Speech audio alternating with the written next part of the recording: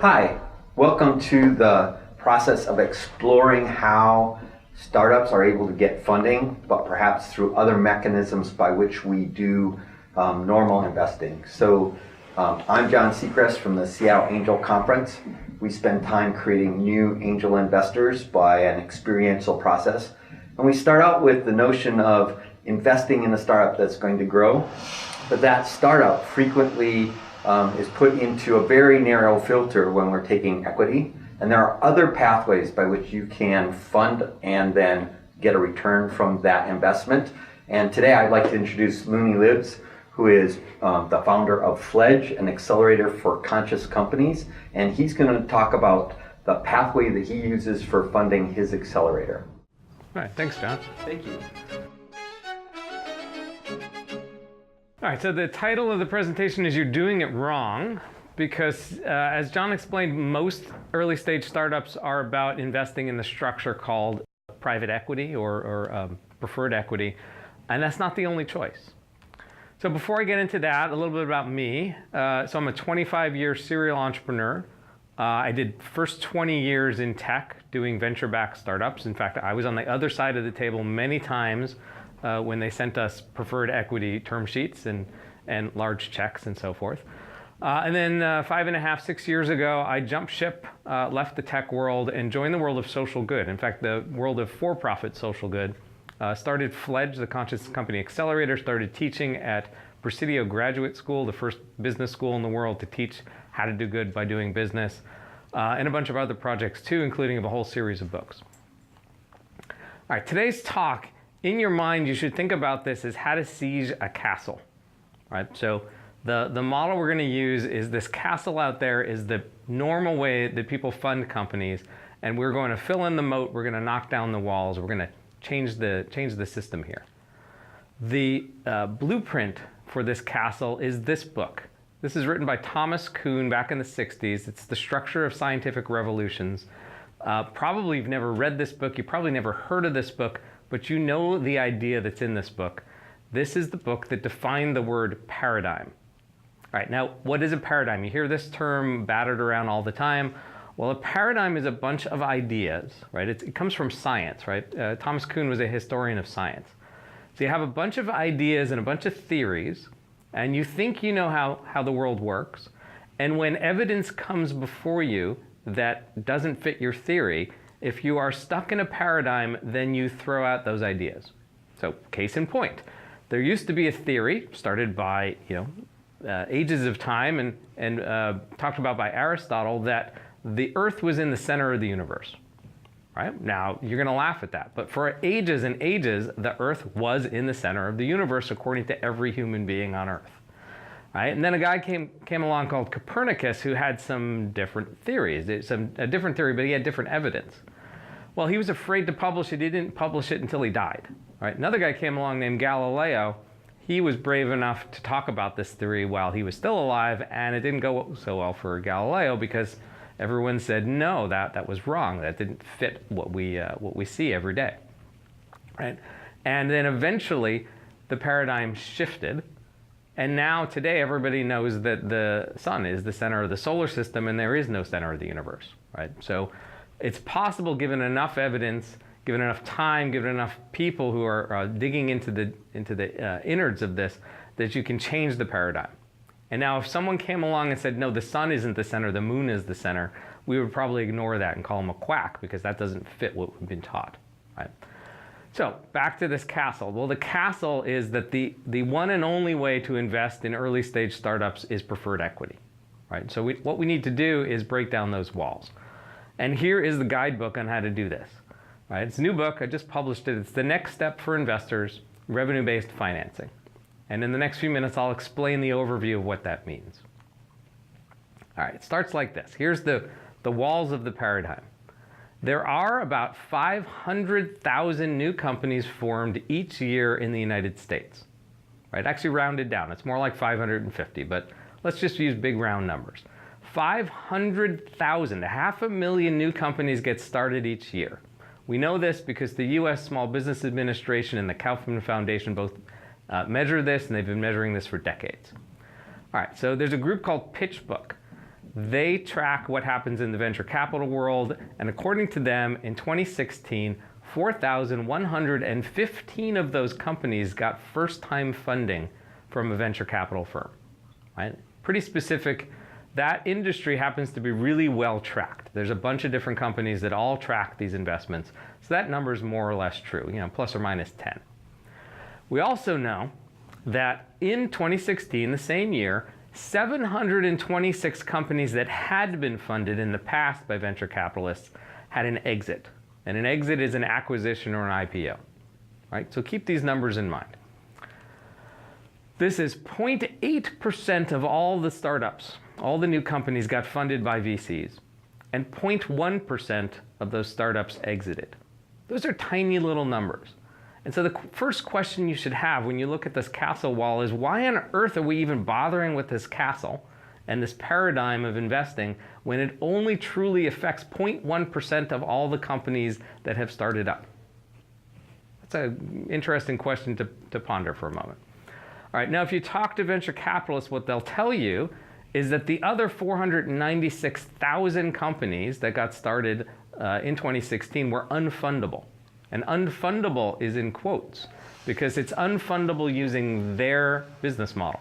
It's not unfundable in general, it's unfundable in their business model, and let me explain what their business model is. All right, it starts like this. There's a bunch of companies out there that are trying to jump over what's called the valley of death. Right? Terrible term, but that's what it feels like when you're there. So you start a company, you usually start it using some money out of your own pocket. You may turn to friends and family, and you get so far, right? You get maybe a prototype out there. If you're lucky, you get a first few customers, and then you need to jump over this hole in the industry.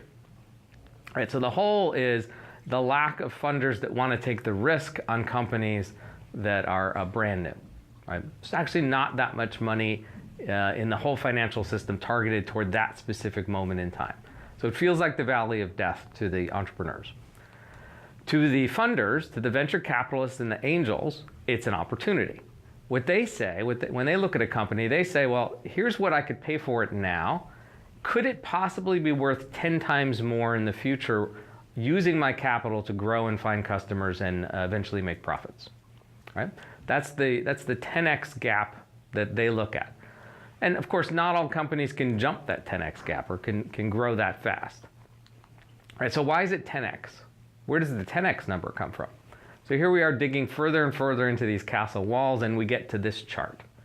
Now, this is not a chart I made up. This is a chart that was handed to me by one of the most prolific investors in Seattle. His name is Jeff Entris. He's a friend of mine. He came to my MBA class and taught this. He teaches this at the University of Washington and other universities around town. All right, this is a chart of what a successful venture capital or angel portfolio looks like. Right? Jeff knows this because he's an angel investor, because he works with venture capital firms. He's a co-founder of a business incubator. He lives in this space. All right, it goes like this. For every 10 investments made by an angel or every 10 investments made by a venture capital fund, one of them will actually, in reality, return 10x or more. Right? So if 1 in 10 has returned 10x, they've gotten their money back. And that's it. They've only gotten their money back. So they need some more winners. Well, in a successful portfolio, 2 out of 10, more or less, will return something around 5x. Maybe it's 3x, maybe it's 7x, but it's not quite that 10x they were aiming for. And then 3 of those investments will return pretty much exactly the money they put in. And there's some reasons why it's exactly the money they put in. There's some things in preferred shares called preferences, and one of those preferences is that the investors get their money first if there's an acquisition or any other change of the company. Then of these 10 investments they made, 4 of them are just going to be total losses. They're going to be write-offs. They're going to be zeros, or close enough to zeros to count as zero. And I'm going to say this once again. In a successful portfolio, 1 in 10 is a home run, right? Is a good investment. And 2 in 10 are pretty good, where 5x is considered pretty good, because 3 in 10 are going to be just the money back. And if this is 10 years later, just getting your money back is not very good. And 4 of them are losses. So look at the left column and note that only 3 out of 10 times a successful venture capital firm will be correct. and 7 out of 10 times they'll be wrong. Whereas they thought every single one of these companies had the potential to be 10x. If it didn't have the potential, they didn't invest at all. So we can take the weighted average. So you take 1 at 10, 2 at 5, 3 at 1, the zeros don't count, and you get a weighted average of 2.3x. So the goal of a venture capital or an angel fund is not in fact 10x, right? It's 10x 1 out of 10 times. The actual goal is around 2.5 times your money back, right? That was 2.3. There's some research that show angels have done 2.6. If you talk to enough angels and VCs, you'll see sometimes they do 3, sometimes they do 2. Let's just call it around 2.5 times your money back. All right, so why is it 2.5 times? Well, 2.5 times your money over 10 years is an internal rate of return, an equivalent interest rate of about 15%. Right? And 15% is better than the S&P 500. And if you're going to take the risk of investing in early stage companies, then according to the financial system, you're supposed to get a reward that's better than taking less risk, and less risk would be putting your money in the public stock market, in the S&P 500. So you should do better than that. So historically, that's 7, 8, 9%. This is 15%. That makes total sense if you succeed. Not everyone succeeds, of course. All right, so how do you do this? Right, that's the basic idea of why you hear 10x a lot. How do they make these investments? Well, according to the standard model, inside the castle, they'll tell you there's only 2 ways to invest in startups. One of them is debt. And here's why debt doesn't work for the earliest startups. So in this chart, the green bar represents the money handed from investors to the company. So investors hand a chunk of money to a company in exchange for a bunch of fixed payments over a fixed period of time. That's what defines debt. Problem is that the first bunch of payments are not affordable by the startup because they don't really have any money yet, right? If this is the first money in when it's a prototype or early revenues, and revenues are expected to grow by a huge amount, they just can't afford those first payments, and therefore debt doesn't really work. Secondly, as you saw in the chart before, 7 out of 10 times the companies are failures. And so if you had to charge an interest rate to make a reasonable return to the investors, you would have to charge something like 2.5 times. You'd have to charge 250%. And that would make all the payments unaffordable, and it just doesn't work out. So this is why you only see debt in growth stage, because in early stage, the numbers just don't work out. Which is why the typical way that angels and VCs invest in startups is equity. So here's the chart for equity. Investors hand a bunch of money over to a company who promises them nothing, no repayments. Instead, what they promise is a percentage of the total return when someone else buys the company. So you wait an unknown number of years of time, right? Unpredictable, you never know how long it's going to be. On average, it's about 5, 6, 7 years, but you never know. Sometime later, some other acquirer comes along and says, I really want this company.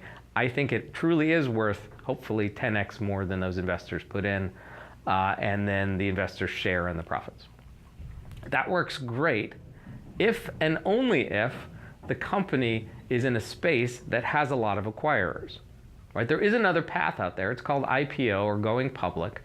It just doesn't happen very often anymore. It happens a dozen times a year, maybe 24 times at most. So we're going to just ignore that for the moment. Of those 700 exits that happened back in 2016, about 700 of them were acquisitions. So there is a third way. There's a third way out there that's just not very common and not known yet. It's called revenue-based investing. So it works like this. Again, investors hand a chunk of money over to the company, who then promises to pay a percentage of their revenues back to the investor until a certain amount of money is paid back. And that's it. So those payments are definitely affordable to the company because they're proportional to the revenues, right? No revenues, no payments, higher revenues, higher payments. For the investor, they have a way to get their money out in a still not totally predictable amount of time, but at least forecastable amount of time. So I'll show you some examples of this. You can do this as a loan. It can be structured to look like debt, like a loan. So for example, I, the investor, could hand over $100,000 of my money to a company in exchange for 5% of their future revenues, paid, let's say, monthly, until they've paid me back $200,000, which is a 2x return. Or it could be $250,000, which would be that two and a half times return. You can do the same deal as equity. So instead, and this is the way we do it at Fledge, I could take the $100,000 and I could buy, let's say, 10% of the company, and they could promise to use the same percentage of revenues, right? In this case, 5% of revenues, on a, let's say, a quarterly basis, because quarterly is 4 times a year instead of 12. It's less paperwork. And so they're going to take 5% of the revenues and they're going to buy back half my shares until they've paid me a total of $200,000. So just note, those two deals are the same numbers. $100,000 in, $200,000 out. One is equity, one is debt. That really doesn't matter. The reasons for that are down in the details. The key variables when you're setting up one of these deals is, do you want to do it as debt or equity? Right? It's really who gets the best tax treatment. What percentage of revenues is the right amount to use? Is revenues itself the right number to call for? And generally when I do this, that is the answer, is top line revenues. Usually it's a single digit percentage. So somewhere between 2% and 9% of top line revenues. What's the total amount returned to investors? What is the multiple? Is it 2x or 2.5x or 1.5x? It's totally up to the investor and the company to negotiate that. And those are the two key variables, percentage and x. And you can sit there with a financial model and work out whether you think those numbers come out fair or not. In addition, it's a stock purchase agreement or a debt agreement, and you can add on anything else you want. You can add on whether or not these payments are mandatory or optional. You can add on any of the normal preferences you see in the world of preferred equity, like a board seat or right of first refusal or drag-along rights and so forth. You can do whatever you want on top of this, and you can in fact squeeze this into a standard stock purchase agreement, which is what I do, or squeeze it into a standard debt agreement, which is what I've seen others do. So with this model, what's interesting is that all 500,000, or nearly all 500,000 of those startups become investable. So that word on investable only had to do with the preferred equity model, but in the revenue-based model, pretty much everything's investable. All right, so let's put one together real quick. Right? When I do this in front of a crowd, I like to do this as a workshop and make them actually do the term sheet. So let's just assume you have $100,000 as an investor and you want to go invest in one of these 3 companies I'm about to show you. So 3 questions you should answer. 1, what return on investment do you want from these investments? And some of these are going to be socially conscious investments, and maybe you want a lower return because of that, or maybe you don't. Right? Personally, I don't, but I like to see these companies funded. Second, how patient are you? How long do you want to wait for those returns to come in? And then what else do you need as an investor? Do you need a board seat? Do you need control? Or do you need, or do you trust the entrepreneur to do the right thing? So here's the first company. It's called Jolex. They're in Kampala, Uganda. Kampala is a city of 3 million people who share 1,000 toilets. Jolex is building and deploying for-profit toilets so that everyone in Kampala can use a nice, clean, sanitary facility as often as they need for a tiny fee, 8 cents a use. Jicote is based down in Nicaragua. Nicaragua is the poorest country in Latin America. Jicote is working with small coffee farmers to bring them beehives so that they can grow honey. And then Jicote aggregates that together and exports it to the US and Europe for a profit. Third one's based here in Seattle. It's called Zirconia. And Zirconia has invented a method so that steel never rusts. Right? Giant, humongous, trillion-dollar opportunity, but it's still just a prototype. All right, so let's just assume the following for these 3 companies, which is not true, but for this exercise, let's just assume that we have already met the team and liked them. We already dug through the product or service and liked it, that we've done all the due diligence that we would normally do, and it all has passed just fine. And let's also just assume that these are the 10-year revenue projections for these companies, and you'll just notice that from year 7 onward, we just have the same number, which is $1 million. Because no one ever projects more than 5 years anyway. All right, so here's what we can do. We can take these numbers and put them in a spreadsheet. And we'll have a link to this spreadsheet in the comments below. And in this spreadsheet, we have in column B those same revenue projections. Column C is just showing us what the growth is from year to year. This is a nice simple annual spreadsheet. It's not totally accurate. We have in J1 the amount of the investment, which is $100,000. We have in J2 a place where you can put in the multiple. In this case, I'm just putting in 2. And K2 is just multiplying those two numbers together because sometimes it's not round numbers. So in this case, it's 200,000. It's obvious.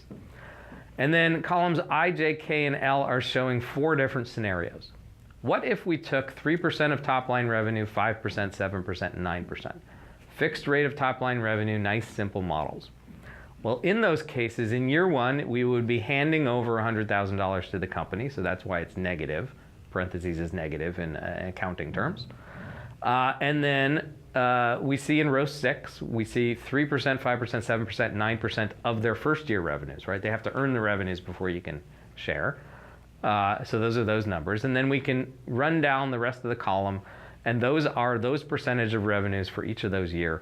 At the very bottom, we have a sum total because in this case, column I doesn't get to 2x, only gets to 1.94, but the rest of them do. And we can see that it takes, in this model, 8 years to get paid back at 5%, and 7 years to get back at 7%, and 6 years to get paid back at 9%.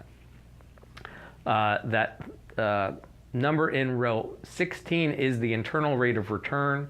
It's an estimate because you'd probably be paid back quarterly or monthly.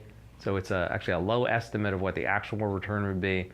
And so as an investor, you can sit here now on the spreadsheet and say, okay, if I believe the revenue numbers, and in reality, you wouldn't believe them because you're an investor. But if I believe these revenue numbers and I took, let's say, 5% of their top line revenue with a 2x multiple, I would be earning 17.4% return on investment on this investment if that came true, which is not bad, right? It's in that range of 15% or so. So take a moment, think about one of those 3 companies or all 3 of those companies, and decide, how would you structure this deal? Would you want revenue-based debt or revenue-based equity? Would you want, which percentage of revenue would you pick? What multiple return would you pick? Would it be 2x or 2.5x or 3x or 1.5x? And what other preferences would you throw on the deal?